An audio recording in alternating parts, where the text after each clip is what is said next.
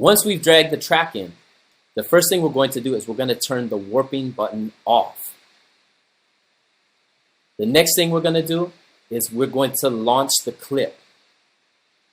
Now, when you have an unwarped piece of audio playing, it does not matter what the master tempo of Ableton is. It could be 20 or 909 or anything in between. This track will play exactly at its original speed. What I'm going to do is I'm going to launch the track, and as it plays, I'm going to use Ableton's tap tempo button and tap along with it and try to get an estimate of the original speed. All right, so I'm going to go ahead and play the track. Here it goes.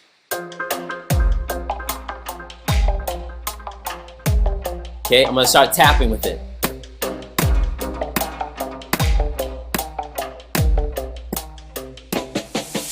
Okay, now you can see I was tapping and I tapped 76.64.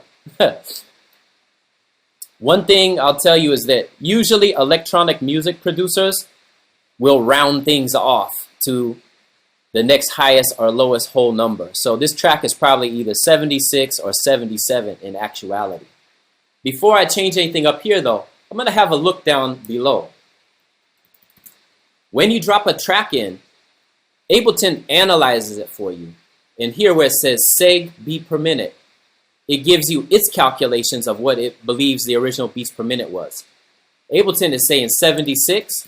I just tapped 76.64.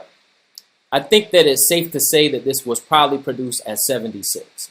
So I'm going to go ahead and click here, type my 76, and hit return. Okay, now the next thing we want to do is we want to zoom in at the very beginning of the track. If you notice when you move your mouse around the screen, it just looks like an arrow.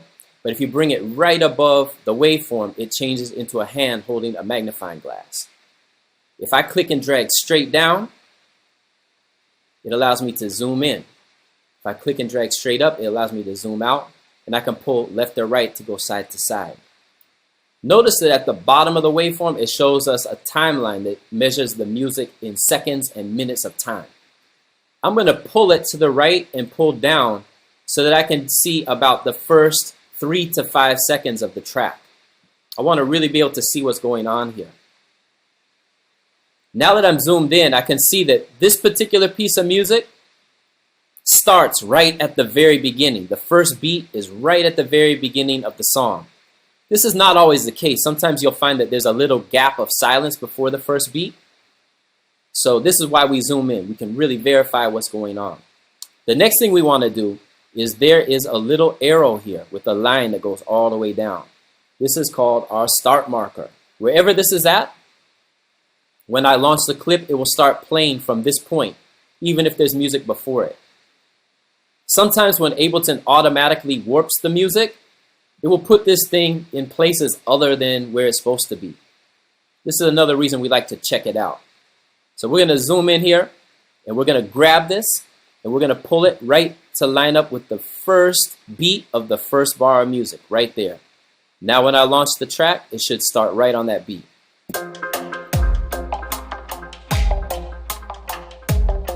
Okay, I'm going to go ahead and stop it. It's starting in a good place. The next step, we're going to right-click on that start marker, and we get a pop-up menu. The second item in that pop menu says set 111 here. I'm going to go ahead and choose that, and it will automatically turn Ableton's warping feature on. Now that the warping is on, you can see that there is a nice yellow power switch for the warping. And you can also see that there is a little yellow marker here at the beginning of the track indicating that it's been warped. Now from here, I want to show you a couple other variations. The all-purpose shotgun method that most people learn for the next step is they would just choose this one, warp from here. And depending on the piece of music, sometimes this gets it right away. Other times it ends up adding a lot of extra warp markers that can change the timing. This one was done electronically, so you can see that there's no other warp markers anywhere on the track. But like I said, that's not always the case. Look what happens if I was to have a piece of live music, and look how crazy this looks. See all those extra warp markers that it put on there? So we'll go back here. This one came out pretty clean with the warp from here feature. But I'm going to show you an even better method. When I'm working with electronic music, and I'm almost 100% positive that I know the original beats per minute, I've tapped it, I've verified it here. Pretty sure this is 76. I changed it to 76 up in the master tempo. If I found that Ableton added a bunch of extra warp markers when I did the warp from here method, and it changed the playback timing of it in a bad way, what I do instead is I choose this option. This one works so well for any kind of electronic music when you know the original beats per minute and you've already typed it in your master tempo. We choose this option. It says warp, 76 beats per minute from here. I choose that option. And if there was a bunch of extra warp markers that were automatically added, they will be eliminated.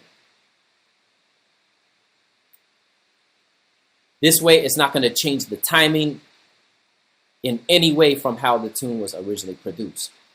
Now, it's looking pretty good right now, but what I should do next is test it with the click track on. I'm going to go up top here and turn on Ableton's click track, and I'm going to hit play. And I'll pull the volume of this track down just a little bit so it doesn't overpower the click track. And I'm going to launch the clip.